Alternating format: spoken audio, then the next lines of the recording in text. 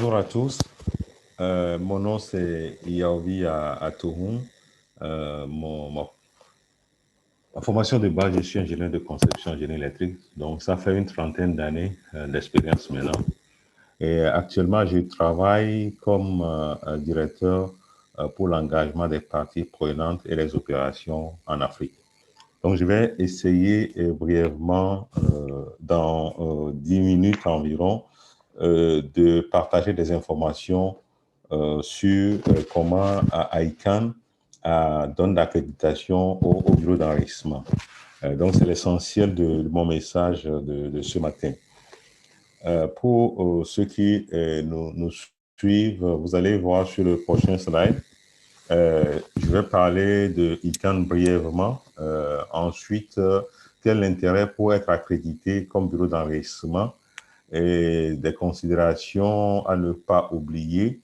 Qu'est-ce qu'il faut pour le dossier et qu'est-ce que ça implique comme investissement. Pour ICANN, ce que je voudrais ajouter, c'est que c'est la société, comme on le traduit, pour l'attribution des noms de domaine et des numéros. Et quand nous disons les numéros, donc ça inclut les adresses IP et les numéros de système autonome. Mais ICANN attribue des blocs à des structures au niveau des régions que nous appelons les registres régionaux. Quand nous parlons des numéros ou bien des adresses IP, est ce que nous appelons les numéros de système autonome. Parce que c'est ce dont nous avons besoin aujourd'hui pour utiliser disons, le réseau Internet. Donc, en fait, quand on résume ce que ICANN fait, on les résume sous les fonctions IANA. Donc, on dit ICANN met en œuvre les fonctions IANA.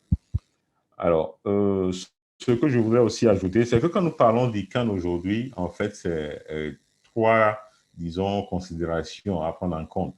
Vous allez voir dans les publications aujourd'hui, nous écrivons ICANN.org. ICANN.org, c'est pas .org, mais org pour dire organisation. Donc, c'est là où se trouve un peu le personnel.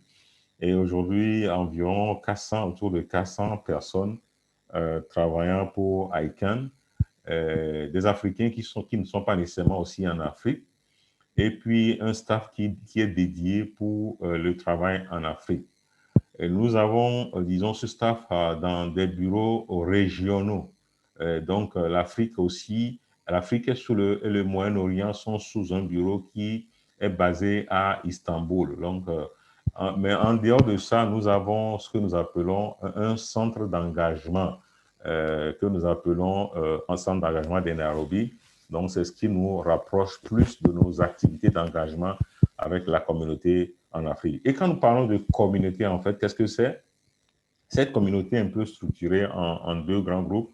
Nous avons ce que nous appelons les organisations et les comités consultatifs. C'est deux grands groupes, donc dans lesquels nous avons le GAC, le CCNSO. Donc, vous allez voir tous ces détails sur le site de ICANN. Donc, c'est la communauté de l'ICANN et bien sûr le conseil d'administration de l'ICANN.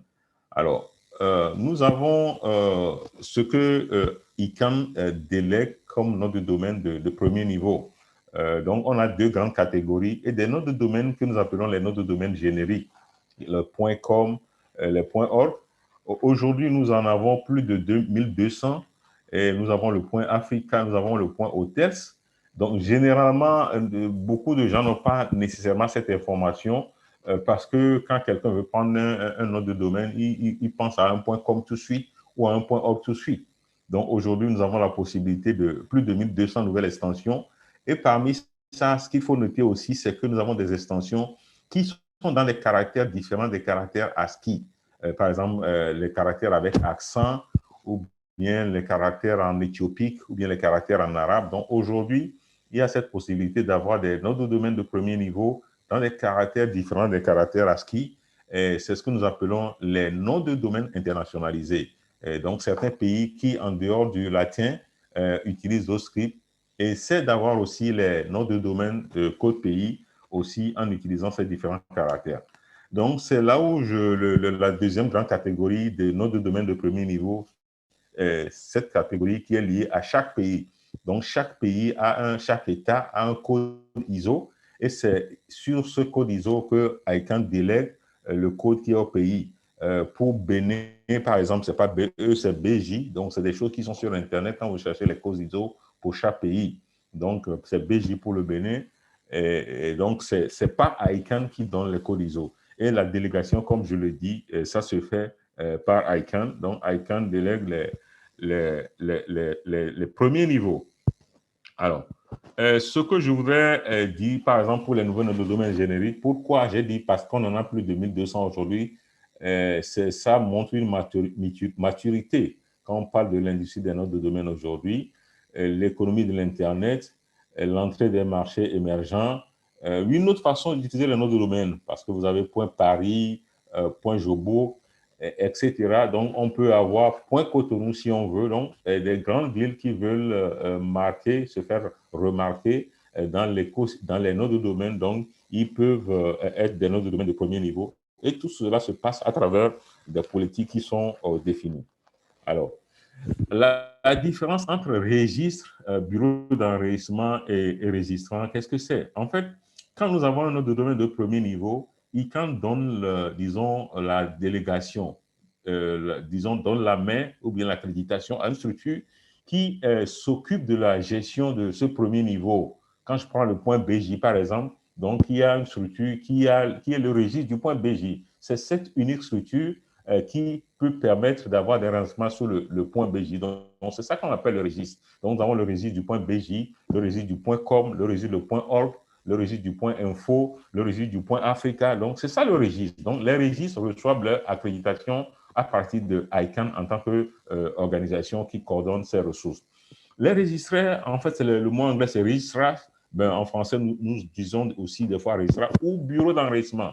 Donc, c'est chez eux que les gens vont pour, disons, prendre des noms de domaine sous le premier niveau. Si je veux, par exemple, yaobi.bj ou bien atom.bj, il faut que j'aille voir le registre, le bureau d'enregistrement, un des bureaux d'enregistrement qui s'occupe de l'enregistrement des noms de domaine sous le point BJ.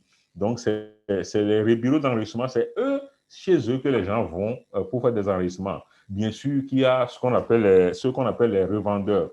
Le registrant, en fait, c'est la personne, l'entité qui enregistre un nom de domaine. Donc, c'est un peu les trois noms-là. Alors, le thème, c'est les bureaux d'enregistrement accrédités par ICANN. C'est des bureaux d'enregistrement qui peuvent faire l'enregistrement des noms de domaine génériques. C'est ça un peu la différence.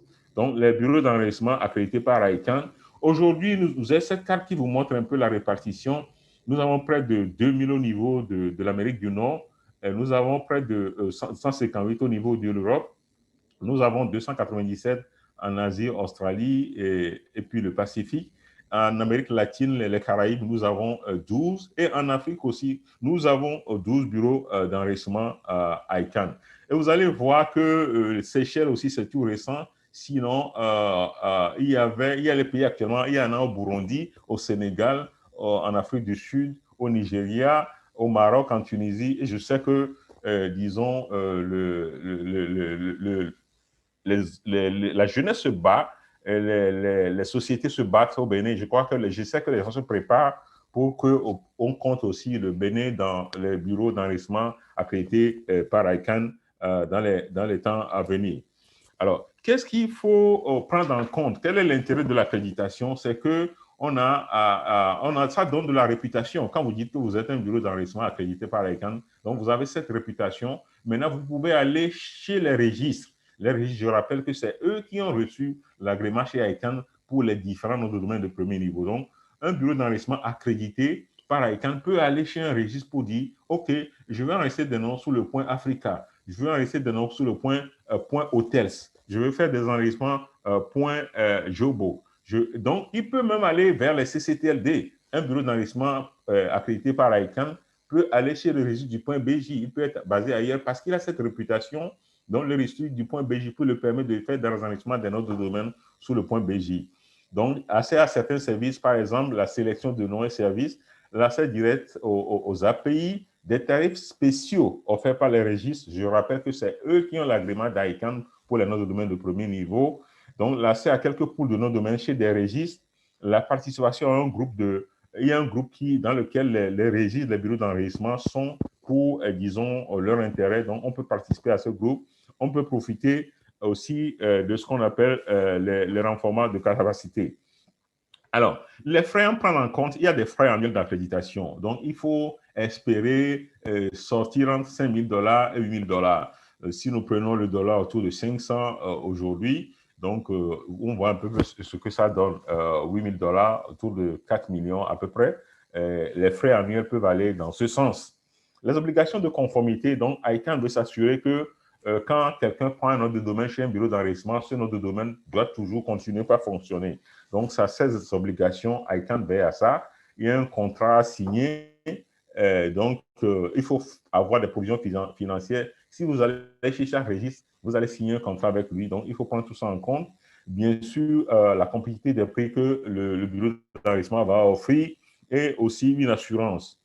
Alors, ce que je voudrais aussi mentionner pour le dossier, les ICANN demandent généralement qu'il y ait un plan d'affaires, l'évaluation des qualifications du demandeur et de son personnel, bien sûr, les capacités opérationnelles techniques, la sécurité, la résilience, être prêt à se conformer aux exigences, et puis aussi la capitalisation, ça fait 30 $, ça fait à peu près 65 millions, 35 millions comme fonds de roulement, et puis une assurance risque. Il y a quelques années, il fallait $500 000 pour être accrédité par ICANN, et disons la communauté africaine, pas seulement la communauté africaine, les pays en développement ont largement demandé à ICANN de faire un effort, et ces $500 000, ce n'est plus une exigence en termes d'assurance à fournir au niveau de l'ICANN.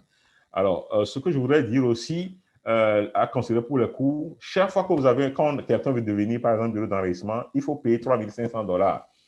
Ça fait à peu près un peu moins de 2 millions CFA.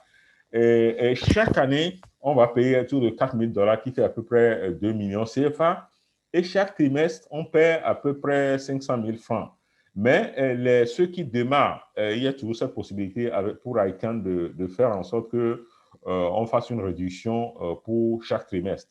Donc, vous voyez que chaque année, il faut, quand je prends quelqu'un qui veut démarrer, quand je prends les 2 millions, il faut espérer, disons, autour de 3-4 millions.